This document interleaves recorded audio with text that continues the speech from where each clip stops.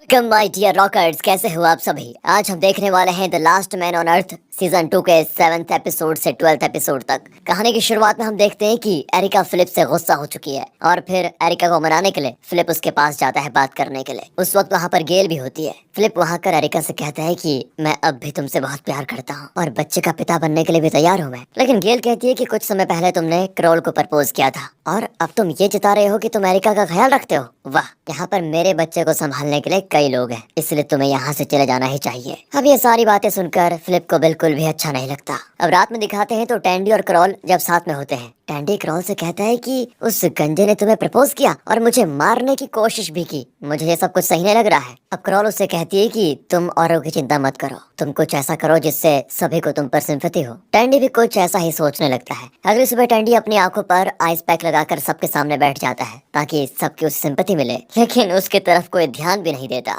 जिसके बाद करोल टैंडी की आंखों पर लगी चोट की बात करती है और फिर मलेशिया टैंडी को नोटिस करती है और कहती है, अरे तुम्हारी आंखों में तो सच में चोट लगी है। इसे सुनकर टैंडी बड़ा खुश होता है क्योंकि उसे लगने लग गया है कि अब लोग उसकी फिक्र करने लगे हैं। उसी वक्त वहाँ पर फिलिप आ जाता है। वो एरिका से बात करने की कोशिश करता है, लेकिन यहाँ भी एरिका फिलिप को इग्नोर कर देती है। इसके बाद फिलिप कहता है कि मैंने तुम्हारे लिए एक सरप्राइज गिफ्ट रखा है। हालांकि इसका भी एरिका कोई रिस्पॉन्स नहीं देती। फिलिप बेचारा दुखी होकर वहाँ से चला जाता है। वहीं दूसरी ओर टैंडी बड़ा खुश होता है क्योंकि सभी को उसकी फिक्र होने लगी है, जबकि सभी फिलिप से नफरत कर रहे होते हैं। आगे टैंडी देखता है कि फिलिप ने एरिका और अपने बच्चे के लिए एक बेबी क्रैडल बनाया है और वो वहाँ बैठकर दुखी हो रहा है। उसे देखकर टैंडी को भी उसके लिए थोड़ी सहानुभूति आने लग जाती है। आगे फिलिप घर पर जाकर सभी को पूछता है कि मैं शॉपिंग करने जा रहा हूँ, अगर किसी को कुछ चाहिए तो मुझे बता दो। कोई कुछ नहीं कहता और फिलिप अकेला ही चुपचाप चला जाता है। पर उसके जाते ही गेल टैंडी से कहती है कि सुपरमार्केट से मेरे लिए चिप्स लेकर आना। इसे सुनकर टैंडी मन ही मन उछलने लगता है क्योंकि जब फिलिप ने पूछा तब गेल ने उसे नहीं कहा था, जबकि अब उसने टैंडी को कहा है। फिर वो टॉड को लेकर सुपरमार्केट पहुंच जाता है। वहाँ पर बात करते हुए टॉड टैंडी को बताता है कि मेरे और मलेशिया के बीच कुछ ठीक नहीं चल रहा, लेकिन टैंडी उसकी बात जरा भी नहीं सुनता और अपने चिप्स लेने में ही बिजी रहता है। इसके बाद दोनों घर लौटते हैं। टॉड मलेशिया से बात करता है कि तुम्हें अब बच्चे क्यों चाहिए, लेकिन मलेशिया उसको कोई अच्छा जवाब न देकर टॉड के खाना चुराने वाली बात को लेकर झगड़ने लग जाती है, जिसके लिए टॉड ने ऑलरेडी 1000 बार माफी भी मांग ली है। दूसरी ओर टैंडी को पता चलता है कि जितने भी वो चिप्स लेकर आया उनमें से गेल का कोई भी फेवरेट नहीं है। फिर भी गेल उसको थैंक यू कहकर चली जाती है। जिसके कुछ देर के बाद टैंडी देखता है कि फिलिप अपने बनाए हुए क्रैडल को कचरे के डब्बे में डाल रहा है। इस बात से टैंडी को भी बहुत बुरा लगता है और तब टैंडी डिसाइड करता है कि वो फिलिप से बात करेगा, लेकिन अब फिलिप उससे बात नहीं करना चाहता। फिलिप टैंडी से कहता है कि मैं तुम्हें बिल्कुल पसंद नहीं करता और मुझे तुम्हें उसी बिलबोर्ड पर मरने के लिए छोड़ देना चाहिए था। इसके बाद टैंडी अपने बॉय फ्रेंड से बात करने जाता है, जहाँ हम राइट साइड में उसके फुटबॉल फ्रेंड कैरी को भी देखते हैं, जिसकी हालत बहुत खराब हो चुकी है, लेकिन टैंडी ने अब तक उसको रखा हुआ है। टैंडी अब अपने फ्रेंड से डिस्कस करता है कि वो फिलिप की मदद करेगा। घर पर करोल एरिका से पूछती है कि तुम दोनों कितने महीने से बच्चे के लिए ट्राई कर रहे हो। एरिका कहती है कि हमने बच्चे के लिए प्लान ही नहीं किया। तब करोल एरिका को बताती है कि वो और टैंडी पिछले 6 महीने से बच्चे के लिए ट्राई कर रहे हैं, पर वो अब तक प्रेग्नेंट नहीं हुई। अब शाम को टैंडी नोटिस करता है कि फिलिप मिसिंग है और वो उसे ढूंढते हुए बीच पर पहुंच जाता है, जहां उसे फिलिप बेहोशी की हालत में बीच पर पड़ा हुआ मिलता है। फिर टैंडी उसको जल्दी से घर लेकर आता है, लेकिन घर आने के बाद वो उसकी देखभाल करने के बजाय उसे सजा के तौर पर बांध देता है, जिस पर फिलिप पहले तो बहुत गुस्सा होता है, लेकिन सुबह टैंडी सभी से कह देता है कि फिलिप ने अपनी गलती मान ली है और वो सजा भुगतने को भी तैयार हो गया है, और इससे सभी लोगों का फिलिप के ऊपर गुस्सा कम हो जाता है। फिलिप को भी ये बात अच्छी लगती है। असल में टैंडी फिलिप की मदद ही कर रहा था। तभी सभी लोग नोटिस करते हैं कि उनकी काऊ ने एक बच्चे को जन्म दिया है। इसके बाद वो सभी उस बच्चे के पापा यानी उसके बैल को ढूंढने में लग जाते हैं। फिलिप भी टैंडी से कहता है कि मैं भी बैल को ढूंढने में मदद करूंगा, और तब टैंडी फिलिप को आजाद कर देता है। लेकिन आजाद होने के अगले ही पल फिलिप टैंडी से ये कहकर वहाँ से चला जाता है कि मैं मलिबू छोड़कर जा रहा हूँ और कभी वापस नहीं आऊंगा। इसके बाद सभी बैल को ढूंढते हुए जंगल में चले जाते हैं, जहाँ सभी को अब पता चल चुका है कि फिलिप मलिबू छोड़कर जा चुका है, और इससे एरिका काफी दुखी भी होती है। लेकिन वो एक्ट ऐसा करती है जैसे कि फिलिप के जाने से उसे कोई फर्क नहीं पड़ा हो। उसी दौरान हम ये भी देखते हैं कि टॉड और गेल एक दूसरे के करीब आ रहे हैं, क्योंकि अब टॉड और मलेशिया साथ में नहीं रहते, इसलिए टॉड गेल के साथ होने की कोशिश कर रहा है। घर लौट आते ही जहाँ मलेशिया और टॉड की वापस बहस होने लगती है, और उसी दौरान मलेशिया टॉड से कह देती है कि अब हमें ब्रेकअप कर लेना चाहिए। इस वजह से टॉड बहुत दुखी हो जाता है और वो गेल के पास जाकर अपना दुख उसे बताने लगता है। इस दौरान दोनों एक दूसरे के काफी क्लोज आ जाते हैं, एक दूसरे को किस भी करते हैं। आगे उसी रात डिनर के समय टैंडी सबसे डिस्कशन करने लगता है कि फिलिप आखिर अकेला क्यों रहना चाहता है, क्योंकि देखा जाए तो सभी ने कुछ न कुछ गलतियां जरूर की हैं। जिसके बाद वो सबकी गलतियों को बताने चिल्लाने लगता है, इस वजह से वहाँ पर एक दूसरे के बीच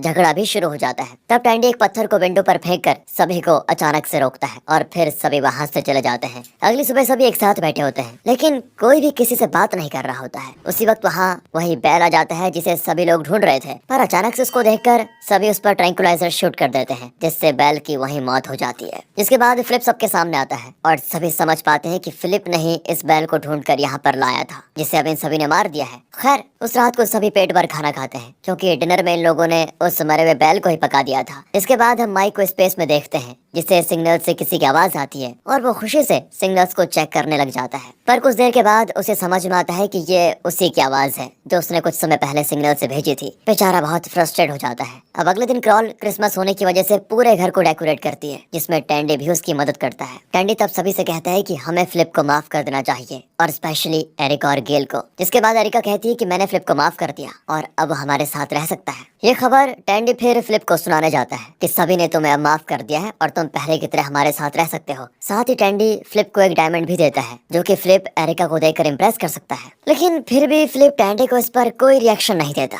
और उसके सामने ही दरवाजा बंद कर देता है। असल में यहाँ टैंडी चाहता था कि फिलिप उसको थैंक यू कहे, क्योंकि उसने अभी तक फिलिप की बहुत मदद की है, पर ऐसा कुछ नहीं होता। अब सभी एक दूसरे को गिफ्ट देना शुरू करते हैं। इसके बाद फिलिप सभी को दिखाता है कि मैंने एरिका के लिए अल्ट्रासाउंड स्कैनर बनाया है, जिसको देखकर सभी बहुत खुश भी होते हैं। उसी रात जब सभी एक साथ बैठे होते हैं तो फिलिप सबसे कहता है कि मैं एक शख्स को बहुत धन्यवाद कहना चाहूंगा, जिसने मेरे सबसे बुरे समय में मेरी मदद की है। यहाँ टैंडी सोचता है कि फिलिप उसी का नाम लेगा, लेकिन फिलिप एंड में कहता है कि वो शख्स है भगवान, और इससे टैंडी चिढ़ जाता है। यहाँ पर हम देखते हैं कि मलिशा को धीरे धीरे टॉड की कमी खल रही होती है, पर दूसरी तरफ टॉड और गेल और पास आ रहे होते हैं। उसी रात मलिशा सबके सामने टॉड को प्रपोज कर देती है और उनके बीच हुए झगड़े के लिए माफी भी मांगती है। लेकिन इससे पहले कि टॉड कुछ कहता, फिलिप अपनी जगह पर गिर जाता है और उसका पेट बहुत जोरों से दर्द करने लगता है। यहाँ से हम स्पेस में माइक को फिर देखते हैं, जहाँ उसका आखिरी दोस्त टेरी भी उससे अलविदा कह चुका है। जिसके बाद माइक वहाँ पर अकेला हो जाता है। पर एंड पॉइंट पर स्पेसशिप को छोड़ने से पहले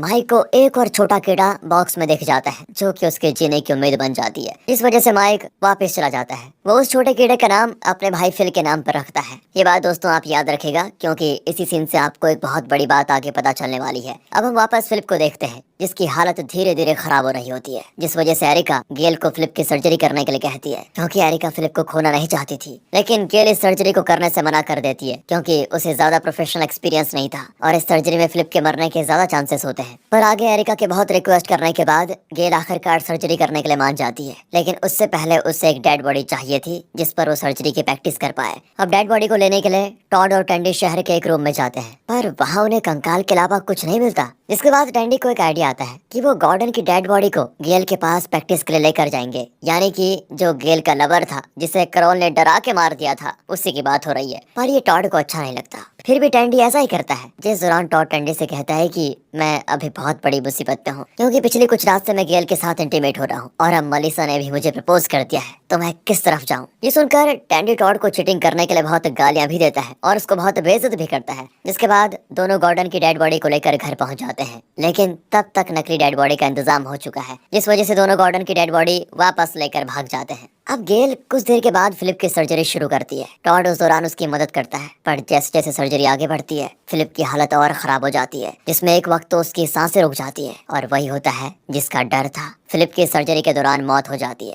अब स्पेस में हम माइक को देखते हैं, जो फिल को लेकर धरती पर आने का फैसला करता है, जिसके लिए वो एक दूसरे स्पेस शटल में बैठकर धरती की तरफ बढ़ता है। जिस दौरान उसे लगता है कि वो मरने वाला है, पर किसी तरह वो बचते हुए धरती पर आ गिरता है। लेकिन माइक की किस्मत इतनी खराब थी कि वो सीधे एक शिप पर आकर गिरता है, जहाँ से वो एक पैडल साइकिल लेकर आगे का सफर तय करने की कोशिश करने लग जाता है। पर थोड़ी देर में उसे रियलाइज होता है कि इस पैडल वाली साइकिल में कुछ नहीं होगा, क्योंकि वो समुद्र के बीचों बीच गिरा है। अब अगली सुबह यहाँ सभी फिलिप के फ्यूनरल को रखते हैं। टैंडी फिलिप की यादों में बहुत अच्छी बातें बताता है, जिसके बाद सभी घर लौट आते हैं। कैरोल तब टैंडी से कहती है कि तुमने जो फिलिप के लिए कुछ देर पहले कहा वो सुन के मुझे अच्छा लगा। और अब हम माइक को देखते हैं, जो साइकिल के जरिए एक बोट तक पहुंच जाता है और वो बोट अच्छी हालत में भी थी। फिर वहां अंदर जाकर वो ढेर सारा खाना खाता है, वहां रखे कुछ कपड़े भी पहन लेता है, जिसके बाद उसे सामने से एक अजीब सा आदमी दिखता है जो उसे मारने के इंटेंशन से उसके सामने आया है। इस आदमी का नाम होता है पैट और ये बोट पैट की होती है। पैट माइक से पूछता है तुम यहाँ पर कैसे आए। माइक बताता है कि मैं एक एस्ट्रोनॉट हूँ और यहाँ धरती पर क्या चल रहा है मुझे उसका पता कुछ नहीं है। फिर पैट माइक को धरती की कहानी बताता है कि कैसे यहाँ सभी लोग एक वायरस से मर गए और इस वक्त पैट ही उस वायरस का अकेला सर्वाइवर है। जिसके बाद माइक पैट से कहता है कि मेरी फैमिली टशन में रहती है और मैं टशन जाकर देखना चाहता हूँ। पैट जवाब देता है कि वहाँ जाकर कोई फायदा नहीं क्योंकि सभी लोग मारे जा चुके हैं। अब माइक सोने के लिए चला जाता है, जिस दौरान पैट उस पर नजर रखे हुए है कहीं ये कोई गड़बड़ न कर दे, क्योंकि पैट को माइक बहुत अजीब आदमी लग रहा था जो कि कीड़ों से भी बात करता है। अगली सुबह माइक और पैट दोनों शहर में वायरस से बचने वाला सूट पहन कर आते हैं, क्योंकि पैट को लग रहा होता है कि अब तक शहर में वायरस जिंदा है। पैट माइक को वो जगह दिखाता है जहाँ मरे हुए लोगों की डेड बॉडी रखी गई है, जिससे माइक को भी यही लगता है कि उसकी फैमिली भी मर गई होगी। पर कुछ देर के बाद ही माइक को एक बोर्ड पर अलाइव इन टस्कन लिखा हुआ दिखाई देता है, जिसे पढ़कर वो बहुत खुश होता है कि टस्कन में कोई तो जिंदा है। पर इससे पहले माइक कुछ करता, पैट पीछे से माइक को मारकर बेहोश कर देता है, क्योंकि पैट को लग रहा था कि माइक उसके लिए अब खतरा बन चुका है और माइक एक गवर्नमेंट एजेंट है जो उसे कैद करने के लिए आया है। कुछ देर के बाद फिर माइक की आंखें खुलती हैं और उसे पैट सामने एक गन लेकर खड़ा दिखाई देता है, जिसके बाद दोनों में काफी देर तक झपट होती है और उसमें माइक का सूट फट जाता है, वो बेहोश। जब पैट को लगता है कि माइक भी वायरस से इन्फेक्ट हो चुका है और वो मारा जाएगा, तो वो माइक को मरे हुए लोगों के बीच छोड़कर वहां से चला जाता है। पर माइक पूरी तरह से जिंदा होता है, जिस वजह से वो जल्दी होश में भी आ जाता है। फिर एक एम्बुलेंस लेकर खुशी खुशी टस्कन की तरफ चलने लग जाता है। दूसरी ओर हम टैंडी को देखते हैं जो टॉड और गेल के रिलेशन के बारे में कैरोल को बता देता है और ये बात मनीषा को ना बताने के लिए कहता है।